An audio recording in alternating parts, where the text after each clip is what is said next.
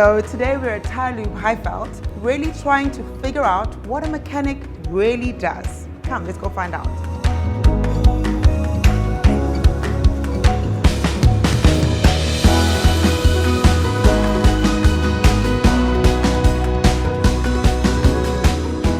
Hello, my name is Dumisani Mthimuni. I'm 27 years old. I'm working in Point S Tyrlube Highveld as a mechanic.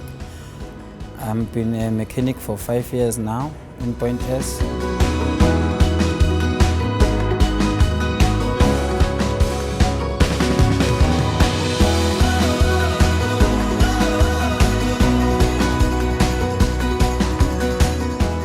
Waqala ubona kanjani ukuthi okay ufuna ungena kulo msebenzi?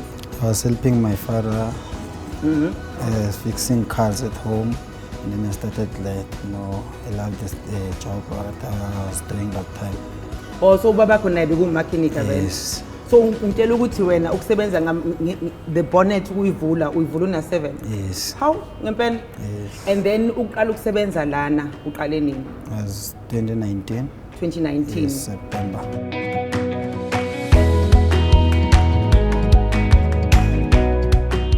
And then mawungena ungena emsebenzini uqala ngani wenzani mawuvulwa la? Ngiqala ngibheke ukuthi umsebenzi la ngisebenzela khona ku-clean.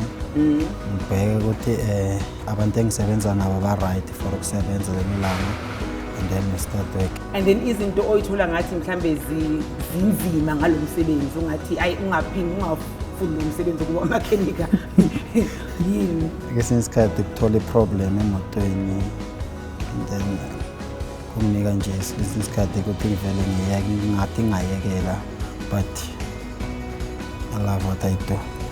So ngitshela ukuthi nawe khona inkinga evelayo la uphinde nawe ufuna ucela omunye umuntu ukuthi akusize.